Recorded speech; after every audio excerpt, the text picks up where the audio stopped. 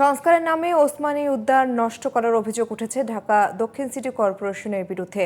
২ বছরেও এ প্রকল্প শেষ হয়নি, ৭ বছরেও বাজেটও ছাড়িয়েছে শত কোটি টাকার উপরে।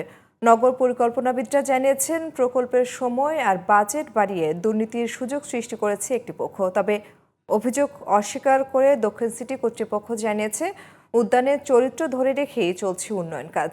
বিস্তারিত আহমদ অনিকের রিপোর্টে। এমনিতেই ঢাকায় নেই পর্যাপ্ত খোলা স্থান, সেখানে ৭ বছরের বেশি সময় ধরে বন্ধ ওসমানী উদ্যান।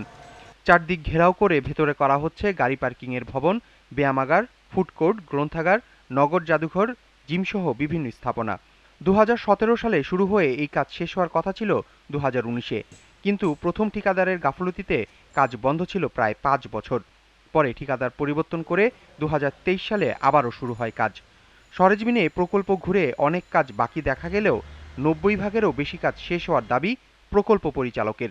নতুন ঠিকাদার নিয়োগ করা হয়েছে ২০২৩ সালে এবং সেই ঠিকাদারের মাধ্যমে কাজ চলমান আছে। আগামী ২ থেকে আড়াই মাসের মধ্যে কাজ পুরোপুরি শেষ হয়ে যাবে।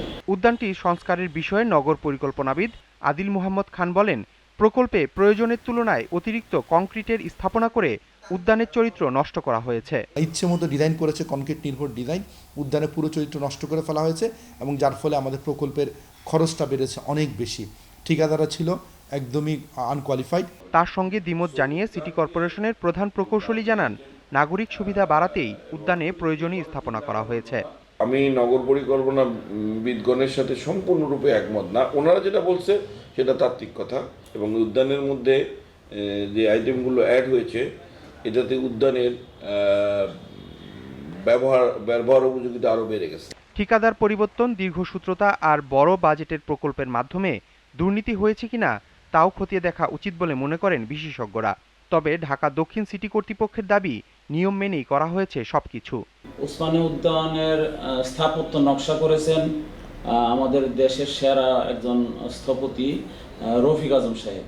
ওনার হিসাব মতো এখানে কনক্রিট করা হয়েছে 5.5%। যারা ডিজাইন করেছেন, যে ডিজাইনাররা, তারা জানেন যে একটা পার্ক উদ্যানে কি করতে হয়, অথচ তারা সম্পূর্ণ ভুল পথে গিয়ে কনক্রিট নির্ভর ডিজাইন, যেটা আসলে প্রকল্পের দুর্নীতিকে বিশাল আকারে বাড়ানোর সুযোগ করে দিয়েছে। এবং এই যত ধরনের ওসমানী উদ্যান সহ ঢাকা সহ অনেক উদ্যানে এই যে অপকাজ হয়েছে, সেটার বিরুদ্ধে অবশ্যই সরকারের একটা তদন্ত করা উচিত।